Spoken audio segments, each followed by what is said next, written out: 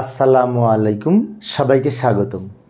ICT বিষয়ের এই যে ক্যালকুলেটর ব্যবহার করে দশমিক থেকে হেক্সাডেসিমাল কীভাবে নির্ণয় করা যায়, অনেক সহজ কিন্তু। তো লক্ষ্য করি, মনে করি এই যে 248 সংখ্যাটির দশমিক সংখ্যা, এটার হেক্সাডেসিমাল মান নির্ণয় করব ক্যালকুলেটর ব্যবহার করে।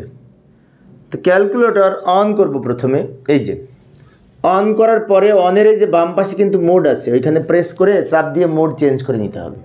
তো এই ধরনের ক্যালকুলেটরে এখানে দুইবার চাপ দিব মোড, দুইবার প্রেস করে, একবার 3, দুইবার মোড, একবার 3, তাহলে মোড চেঞ্জ হয়ে ডি মোডে এসেছে, দশমিক মোডে এসেছে। এই অবস্থায় আমরা এই সংখ্যাটি তুলব 248, 2, 4, 8, 248 তুলে নিলাম। তোলার পরে এবার কি করব, এই যে সমান আছে না, সমানে চাপ দেওয়ার পর এই যে এখানে হেক্সা আছে, এটা তোলার পরে সমান, তারপরে এই হেক্সা সমান, তারপরে এই যে লগের বাম পাশে হেক্সা লেখা, এটা প্রেস করব। তাহলে F8 এইটি হেক্সাডেসিমাল সংখ্যায় রূপান্তরিত হয়েছে। আমরা খাতায় লেখার সময় এভাবে ব্র্যাকেট দিয়ে ভিত্তি 16 লিখব, কারণ হেক্সাডেসিমালের বেজ হচ্ছে 16।